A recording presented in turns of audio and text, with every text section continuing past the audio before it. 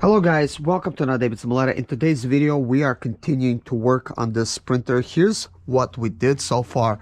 Every single fuel injector is installed, all the glow plugs is installed. Basically the thermostat housing with the thermostat, they come together, including the sensor. That has been installed.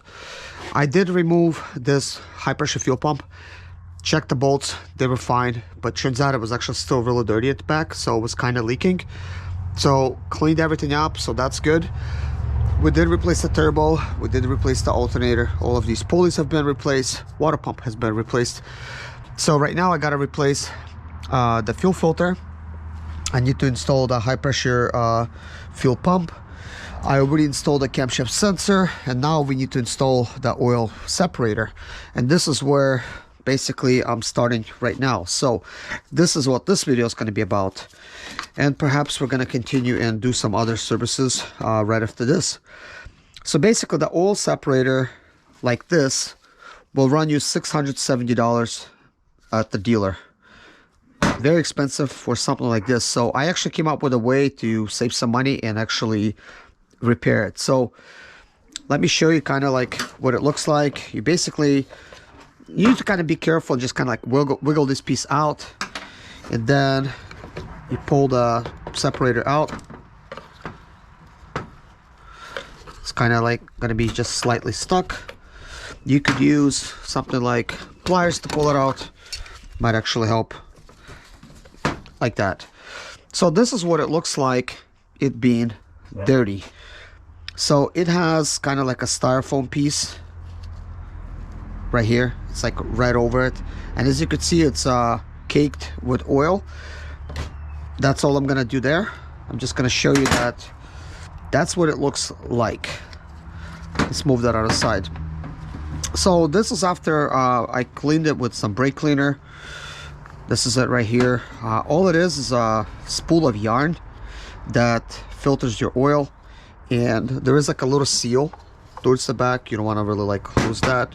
And here's this little piece that we need to replace, and here's this little styrofoam piece that needs to go on here. So basically clean it up, you know, by disassembling everything and just like let it soak in some I first just let it soak in some reducer, well actually paint thinner, because it actually thinned out all of the oils and stuff, which worked actually really well. And then I cleaned it off with parts brake cleaner. This way it becomes really dry, and I let it dry for about a day because we had time to do that. So inside there's like a seal, and then basically you just replace that, kind of put it over the seal, just let it seal up.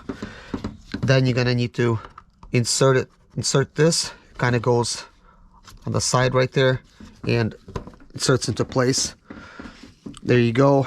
And now you're looking at a part that we saved $670 on just by kind of cleaning it up ourselves.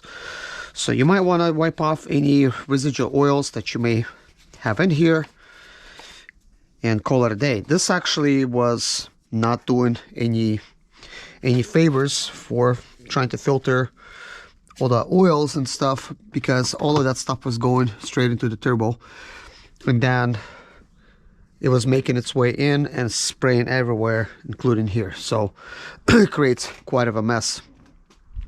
So now we need to basically install it. And for the installation, I have like all the bolts. So they are in one of the bags. Let's see, like this bag.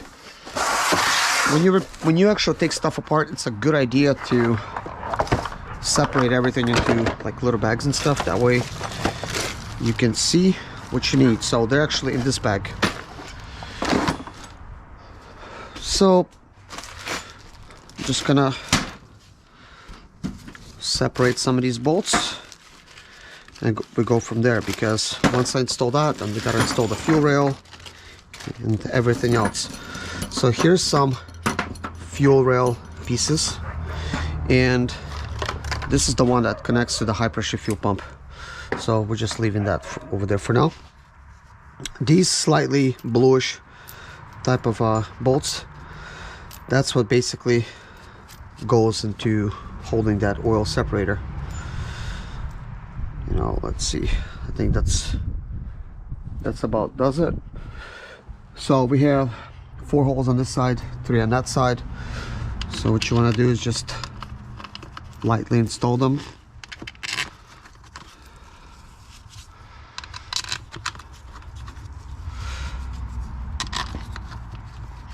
I don't recommend using an impact here, but if you want to install them using like a ratchet, which is electric, it's fine because it's not an impact. And that's what I'm going to be using. Just want to make sure they're threading properly before you start ratcheting it away. So here's the ratchet I'm going to be using. And this is the socket we're going to need. It is an E10 socket. So it is set to actually remove. Now this is the installation.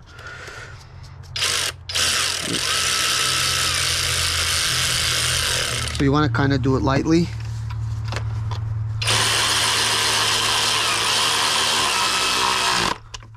Like that. We'll come back to this one. Then you're gonna do like a crisscross type of pattern or a star pattern.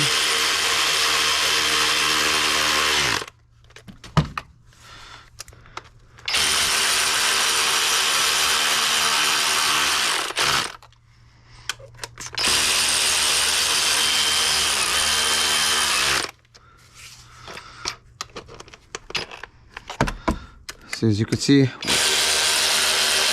not an impact, just gets things tight, that's it. So now I'll actually just remove that and set this over here and just check. Oh, this is a little too long, need something shorter. Now I'm just gonna check all of them, make sure they're tight. By the way, that Cobalt one will go, I think it's rated for 40, but as much as 55 inch-pounds. So that actually got it tightened really good. So now that's in place. I don't recommend actually replacing the plastic covers because you want to monitor the situation here with the fuel injectors, because sometimes they're leaking, sometimes they're doing stuff that they're not supposed to be doing, and you could find that in my videos. So next I want to kind of talk about the glow plug situation.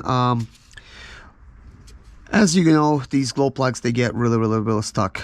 We actually had them sprayed down with some special twister type of stuff, which did help.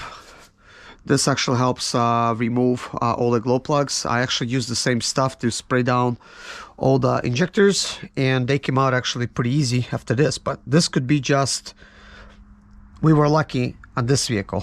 Yours might not work. So all the glow plugs came out except that one. That was really stuck. And we basically glued the hole with some, we used some epoxy based JB weld. I'm like looking for it. So we had a couple choices. Let's see, this is the this is the cover for it.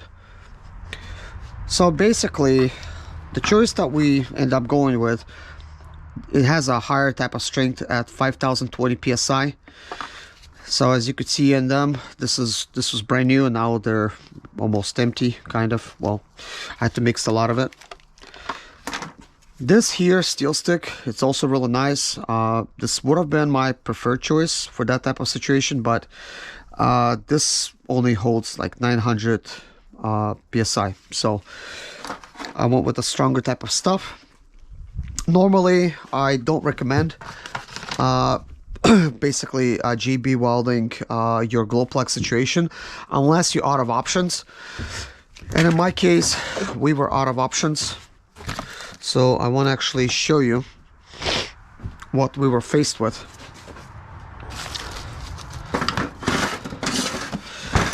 So this is a glow plug removal tool, and let me get the glow plugs for you, that way I could show you exactly what's going on.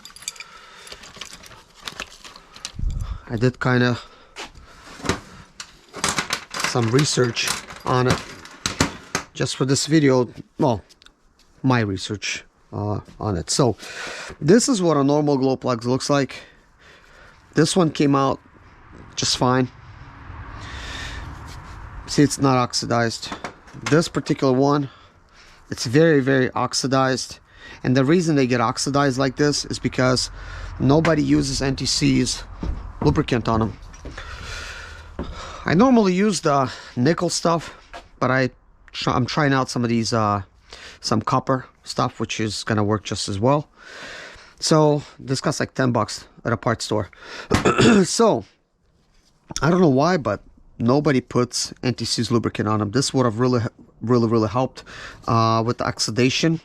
It would have just not oxidized, and it would have removed very easy. It is recommended to use this stuff on spark plugs. Why not glow plugs? I haven't seen a single glow plug that I pulled out that ever had that coating on them, which is a big mistake. Make sure if you pulled yours out that you're gonna do the coating. Now, the glow plug that we have in there,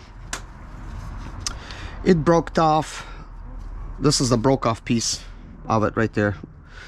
Basically broke off, and then it was still attached to the center piece, which then I needed to kind of grab and kind of break off because it was just all loose. This is just basically loosey-goosey, so I had to deal with the stop thing, and this is why you see it kind of like it's all